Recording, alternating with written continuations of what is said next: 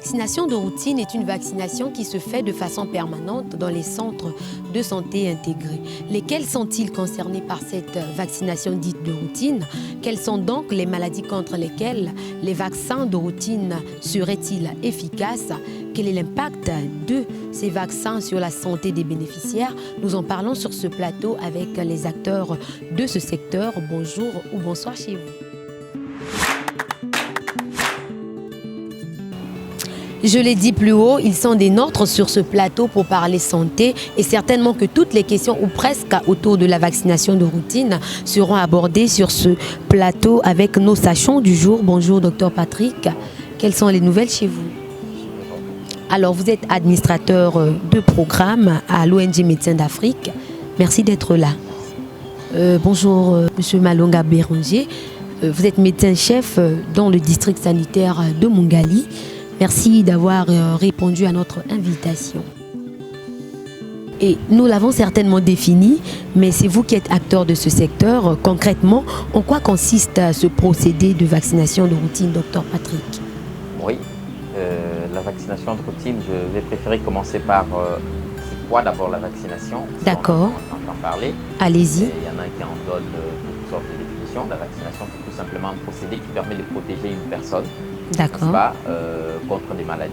Et ce procédé, bien sûr, on peut se protéger contre les maladies en évitant de se saluer, en se protégeant sous d'autres procédés. Mais la vaccination, c'est aussi un mode de protection, mais qui consiste à vous injecter un produit ou une solution, une substance qui permet à votre organisme soi-même de produire des anticorps qui vont permettre que prochainement, lorsque vous serez attaqué par ce microbe, vous soyez à l'abri de faire la maladie. Donc c'est ça le procédé de la vaccination de façon assez simpliste. Donc la vaccination de routine, c'est cette vaccination qui s'est faite de façon, comme vous l'avez dit, permanente dans les centres de santé, donc dans les structures de santé, et qui permet de protéger les enfants et les femmes enceintes contre des maladies graves évitables par la vaccination. Alors, docteur Béranger, vous partagez la même définition que le docteur Patrick ou bien vous avez une définition qui vous est propre de la vaccination de routine? La vaccination de routine, c'est ce qu'il vient de dire. D'accord. C'est la vaccination qui se pratique tous les jours au niveau de nos formations sanitaires. C'est en dehors donc de la campagne nationale de vaccination.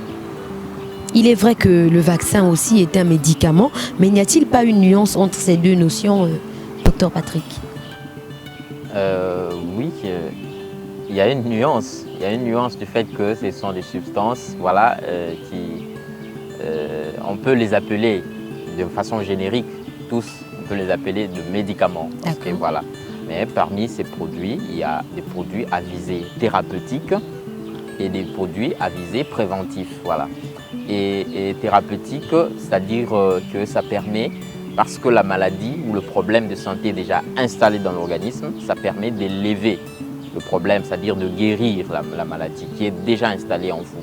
Alors que lorsque ça a une visée préventive, c'est que ça vous permet d'éviter que la maladie s'installe dans votre organisme. C'est là même les vaccins. Donc du coup, on place d'un côté les médicaments de façon globale, donc qui permettent de guérir, et de l'autre côté, les vaccins qui permettent de se protéger. Mais en gros, de façon générique, de façon générale, tous ce sont de médicaments, de produits d'usage médical.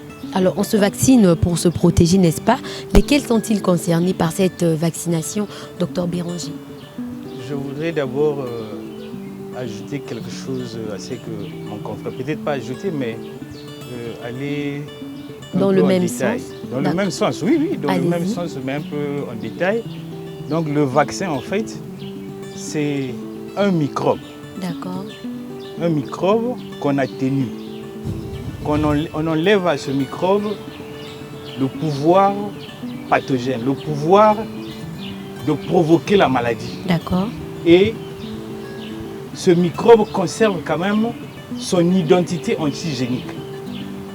Et lorsque on administre ça dans le corps, ce microbe qui est atténué est capable de pouvoir susciter la synthèse des anticorps qui vont maintenant lutter en cas d'agression. Donc c'est tout ce qu'il a dit. Ça a un but préventif. Et le médicament, c'est une molécule qu'on prend, on administre lorsqu'il y a une maladie, essentiellement pour finir ou soulager la maladie. Alors de quoi ces vaccins de routine protègent-ils? Les vaccins de routine protègent sur beaucoup de pathologies. 12 pathologies selon le calendrier national. 12 pathologies. D'accord. Et à quoi s'ajoute le supplément en vitamine A et le mébendazole. Si on peut les citer, donc nous avons la poliomyélite. D'accord. D'abord le BCG à la naissance. Il y a la polio. Il y a la diphtérie, le tétanos, la coqueluche. Nous avons l'hépatite B. D'accord.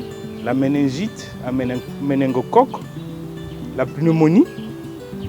Nous avons aussi les diarrhées à rotavirus, la rougeole et la rubéole, la fièvre jaune. Vous avez un mot à ajouter, docteur Patrick? Non, la liste a été exhaustive, donc on a présenté là toutes les maladies évitables par la vaccination, ciblées par le programme élargi de vaccination de la République du Congo. Donc toutes ces maladies qui ont été citées. Alors, parmi ces maladies évitables par la vaccination figure la poliomyélite. Quelle est l'étiologie de cette maladie? Bon, l'étiologie, je peux dire, enfin, vous voulez savoir quelle est la cause et comment ça procède pour, Effectivement. Voilà, donc la poliomyélite est causée par, de façon générale, je vais dire, par un virus qu'on appelle le poliovirus. D'accord. Donc le poliovirus provoque cette maladie. Il provoque ce que nous appelons une sorte de paralysie flasque aiguë. Donc cette paralysie qui empêche à l'organisme, au cerveau, de faire arriver le commandement au niveau du muscle qui est paralysé. Donc du coup, au milieu, là, au niveau de la moelle épinière, il y a un problème qui fait que la commande, même si elle est donnée depuis le cerveau, n'arrive pas à être exécutée au niveau du muscle. Et le muscle n'arrive pas à se contracter correctement.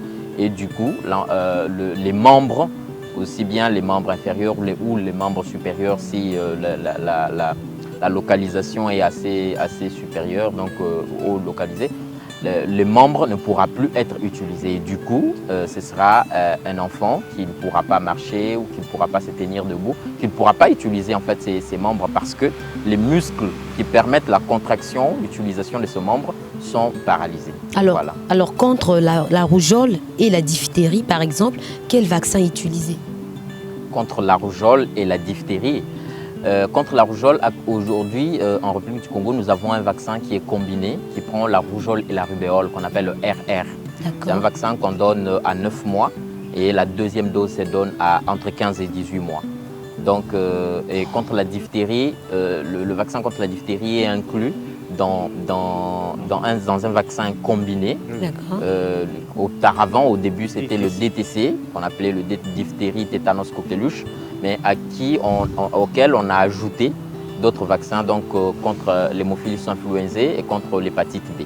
Donc du coup, ce vaccin, ce produit à 5 vaccins constitue ce que nous appelons le vaccin pentavalent, donc qui protège contre 5 maladies en une seule solution, en un seul produit. Voilà. Alors, docteur Béranger, pour qu'un enfant soit complètement vacciné, combien de doses de vaccin doit-il prendre pour dire que cet enfant est totalement vacciné? L'enfant est totalement vacciné lorsqu'il a suivi donc, sa vaccination dès la naissance et finit à 18 mois, selon le calendrier national. C'est là où on peut déclarer un enfant d'être complètement vacciné. Alors, est-ce qu'à votre niveau, les unités de vaccination assurent la vaccination de routine de ces enfants qui viennent dans vos centres de santé? La vaccination de routine se fait, comme on l'a dit précédemment, tous les jours, sauf peut-être le dimanche. D'accord. Mais en cas d'urgence, on peut toutefois vacciner.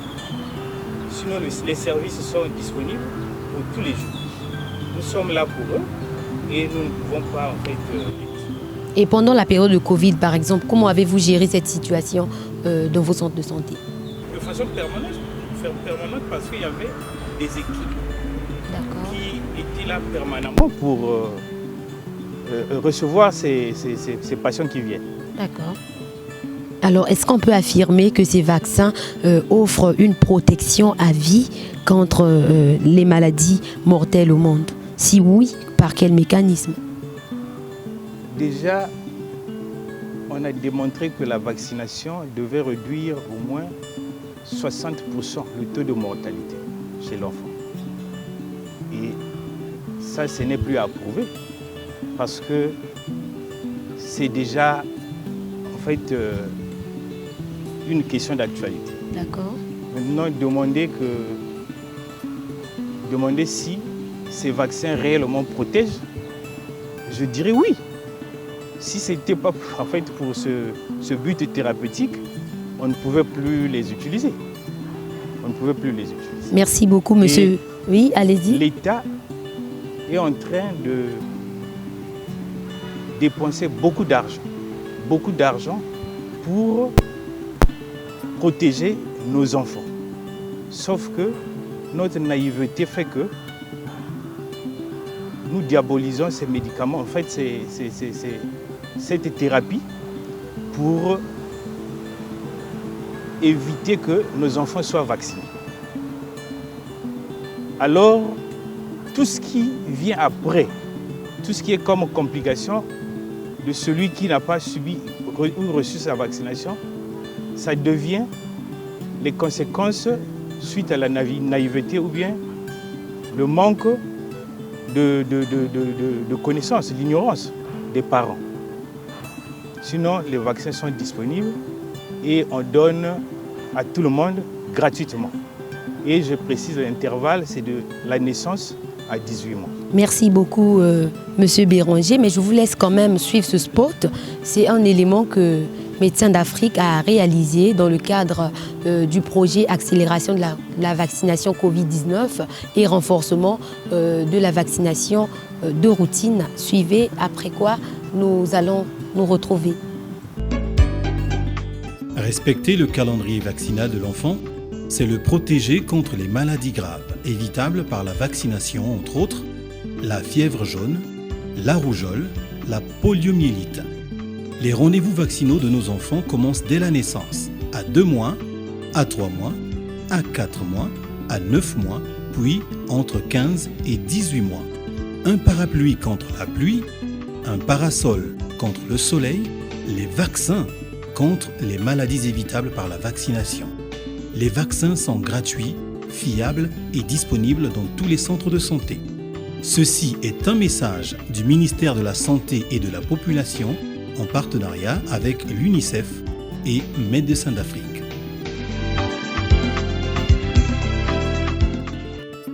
Voilà, on a suivi, c'était un spot, je l'ai dit, réalisé par Médecins d'Afrique. Alors, on comprend bien qu'il est important, de par ce spot, bien sûr, qu'il faut faire vacciner nos enfants, mais dites-nous à quel moment une maman doit emmener son enfant à la vaccination, docteur Béranger? D'abord, à la naissance, le personnel de santé profite du fait que l'enfant soit là pour qu'on le vaccine. D'accord. Et à 2 mois, l'enfant doit revenir, 3 mois, 4 mois, 9 mois, 15 mois et à 18 mois. Docteur Patrick, vous avez un mot à ajouter?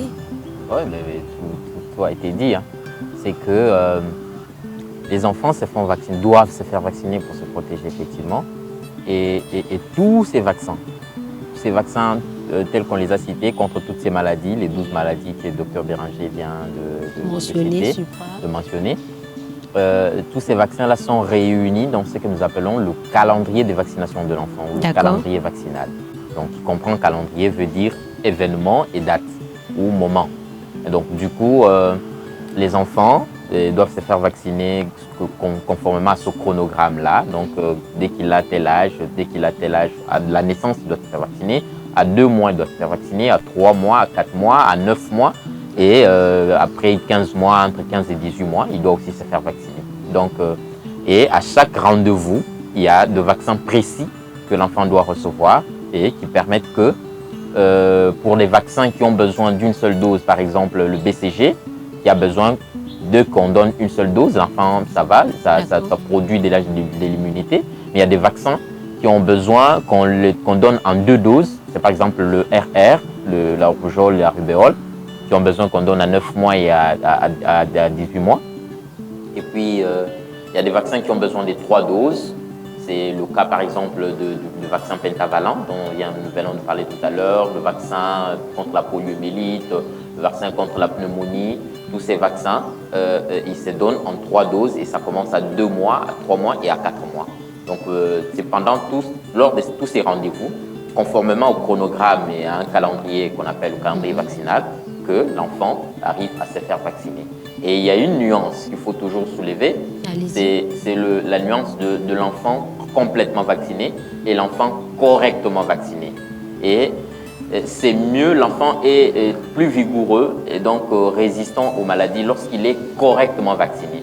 Il est complètement vacciné lorsqu'il a reçu tous les vaccins, mais il est correctement vacciné lorsqu'il a reçu tous les vaccins au rendez-vous, conformément à tous les rendez-vous qui lui ont été donnés. Il y a un enfant qui peut avoir reçu tous les vaccins, mais qui, plutôt que de venir à 2 mois, il est venu à 3 mois, plutôt que de venir à 4 mois, il est venu donc avec un retard. Et ça, bien sûr, à la fin, il sera complètement vacciné, mais il ne sera pas correctement vacciné parce qu'il n'a pas pu respecter les rendez-vous. Alors, on y reviendra certainement sur les enfants correctement vaccinés et complètement vaccinés. Mais oui, à côté de la vaccination de routine, docteur Patrick, il y a ce qu'on appelle les couvertures vaccinales. De quoi il est question ici? Bon, les couvertures vaccinales, c'est un terme qu'on utilise pour tout simplement évaluer le nombre d'enfants vaccinés par rapport au nombre d'enfants attendus ou à vacciner. Donc du coup, on peut se dire dans cette communauté, nous avons autant de personnes, ça nous fait qu'autant il faut attendre au moins par exemple 50 enfants à vacciner. Nous avons 50 enfants qu'il faut vacciner. D'accord. Et à la fin, on évalue sur les 50, nous avons vacciné combien?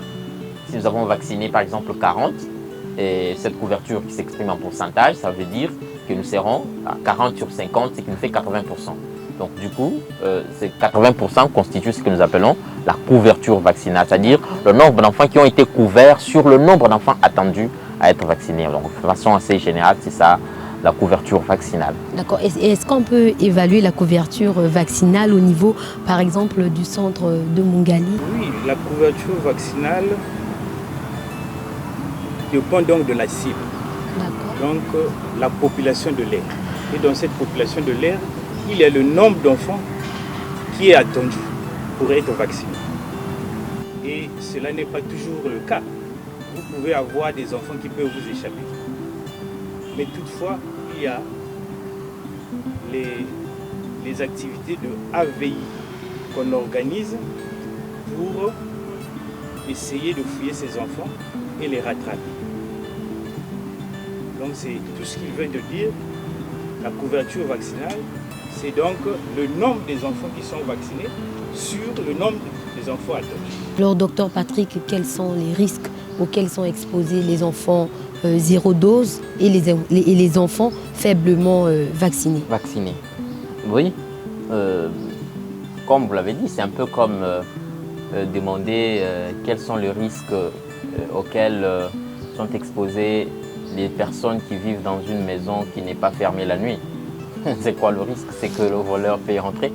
Donc du coup, la vaccination, c'est pour se protéger. Donc si tous ces enfants ne sont pas vaccinés ou s'ils sont faiblement vaccinés, du coup, ils vont faire la maladie. Donc les zéro doses, c'est des enfants qui n'ont pas encore reçu de dose leur de dose vaccin. de vaccin. Oui. Et on considère, bien sûr, peut-être qu'ils ont été vaccinés à la naissance, mais on considère que lorsqu'ils n'ont pas reçu les vaccins de la première, parce que vous voyez un peu la dose de 2 mois, à 2 mois, ils reçoivent presque 4 vaccins. Et du coup, lorsqu'ils n'ont pas reçu tous ces 4 vaccins, on les considère aussi comme des enfants zéro dose, même s'ils ont reçu le VPO à la naissance et ainsi de suite. Donc le risque, et les faiblement vaccinés, c'est des enfants par exemple qui ont reçu les vaccins, ils ont reçu 1 ou 2 doses, mais qui n'ont pas pu compléter leur calendrier vaccinal. L'enfant a déjà 12 mois par exemple, il a déjà 11 ou 12 mois, mais il n'a reçu que 2 doses de vaccin, il n'a répondu qu'à 2 rendez-vous de vaccination sur les 5 rendez-vous de vaccination. Vous comprenez que cet enfant, il est faiblement vacciné. Pourquoi? Tout simplement parce qu'il n'a pas reçu toutes les doses pour son âge. Et pour les enfants autochtones qui ne suivent pas le calendrier vaccinal, qui ne suivent pas ce que vous avez dit, ces rendez-vous-là, qui ne viennent pas tout le temps, quelles sont les conséquences? Les conséquences sont les mêmes. Les conséquences, c'est le risque de faire de toutes ces maladies graves évitables par la vaccination.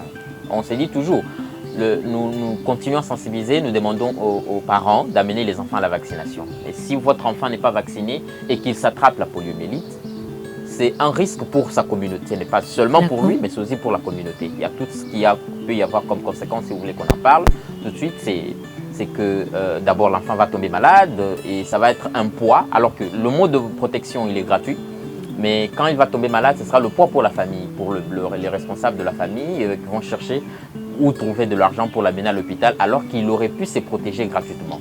Ça, c'est la première des choses, mais la deuxième chose, c'est que l'enfant constitue déjà une porte d'entrée pour une épidémie ou une maladie dans sa communauté, dans son entourage, et ça risque de déclencher d'autres problèmes de santé publique. Au-delà du problème individuel qui concerne l'enfant ou la famille, la maladie, donc le côté financier, mais ça s'étend aussi sur sa communauté et ça pourrait se répercuter sur les voisins, les enfants de voisins et les enfants du quartier et les enfants de la ville. Donc c'est tout ça qu'on essaye. Donc quand tous les enfants sont vaccinés, il n'y a pas de faille dans la chaîne et ça permet que la ceinture reste solide. Et je vais poser cette question. Donc si je dois revenir sur les autochtones, c'est que c'est le même risque auquel ces enfants-là sont exposés.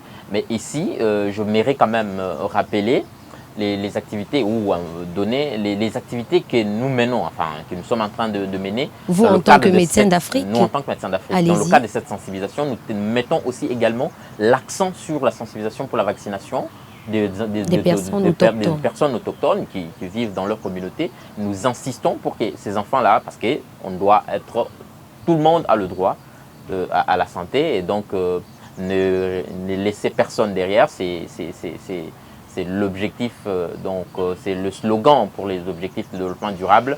On tient à ça pour que tout le monde soit pris en compte, qu'il soit personne vivant avec handicap, que ce soit personne autochtone, personne ne soit discriminé et que tous nous puissions avancer parce que nous constituons une même communauté. Merci Dr Patrick, nous sommes presque à la fin de cette émission, mais j'aimerais quand même poser cette question à vous deux. Quels sont les risques ou encore quel est l'impact de la non-vaccination sur la situation financière et économique d'un ménage par exemple?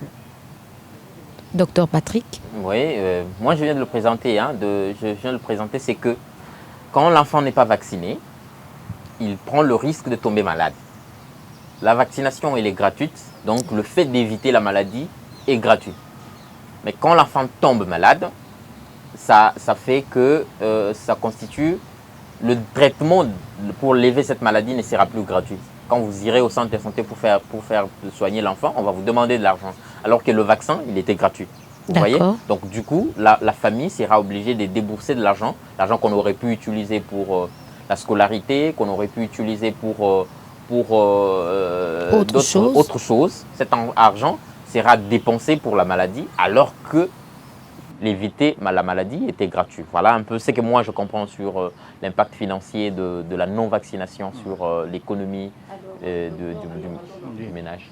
Bon, je voudrais épingler d'abord un cas de ce que mon confrère vient de dire. Donc la poliomyélite par exemple, qui est une pathologie invalidante. Si ça vous épargne à la mort, mais au moins vous pouvez avoir un enfant qui ne sera pas capable parfois de mouvoir seul. Et si les parents n'ont pas assez d'argent pour, par exemple, supporter cet enfant-là, l'enfant est voué parfois à la mort après. C'est pourquoi il est mieux de pouvoir faire vacciner son enfant que de pouvoir subir les conséquences, notamment ce qui est financier. Donc les maladies évitables par la vaccination, c'est la vaccination seulement qui peut les éliminer. Si la vaccination ne les élimine pas, Mais au moins, lorsque l'enfant peut faire la maladie ne sera pas aussi grave que lorsque il aurait évité la vaccination. Donc, la forme qu'il va faire, c'est une forme atténuée qui pourra peut-être nécessiter un peu de dépenses pour les parents que lorsque l'enfant n'est pas vacciné. Un dernier mot avant de clore cet entretien. Le dernier mot, donc, c'est d'inviter nos mères de venir à la vaccination. La vaccination est gratuite. Le gouvernement investit beaucoup d'argent pour la vaccination. C'est pourquoi je demande à nos parents d'amener les enfants à la vaccination. Si nous les aimons, nous devons les faire vacciner pour que ces enfants ne puissent pas nous incriminer à la fin. Un dernier mot, docteur Patrick. Nous appelons les parents à amener les enfants à la vaccination massivement, à respecter le calendrier des vaccinations de l'enfant, parce que vacciner, c'est aimer, vacciner, se protéger. Merci, cher docteur, d'être passé. La vaccination de routine reste le socle de la lutte contre les maladies évitables et les parents sont donc invités à respecter ce processus de vaccination au profit de leurs enfants. Les vaccins sont disponibles, les vaccins sont gratuits dans tous les centres de santé. Nous sommes à la fin de cette émission. Merci de nous avoir suivis. On se retrouve très prochainement.